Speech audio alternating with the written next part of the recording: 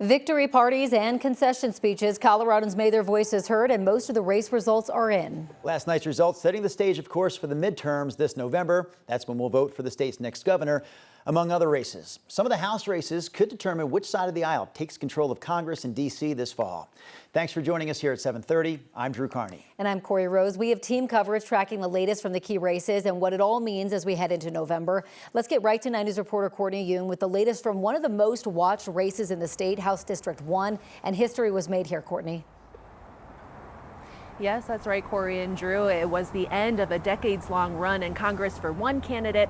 Political newcomer Melat Kiros unseated Democratic incumbent Diana DeGette. DeGette served 15 terms in Colorado's 1st Congressional District.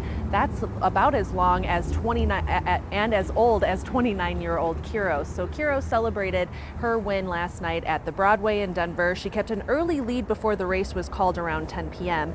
The first-time candidate and Democratic Socialist pledged to refuse corporate PAC money. She's also aligned herself with emerging candidates across the nation who are running as young, bold, and unbought. CU Regent Wanda James also ran to unseat DeGette. She conceded at 9 p.m. last night. Kiros has been endorsed by Senator Bernie Sanders. DeGette had support from Colorado's established Democratic House delegation. Kiros faces criticism from some members of Colorado's Jewish population over her strong opposition to Israel's occupation of Palestine. Here's her response to critics who've accused her of anti-Semitism. My commitment has always been to protecting the sanctity and dignity of all life. That includes every single person of all faith, all different religions, and that especially includes the Jewish community, especially now as anti-Semitism is rising all across the state and all across this country. And I look forward to working with the community to figure out how we can combat that hate.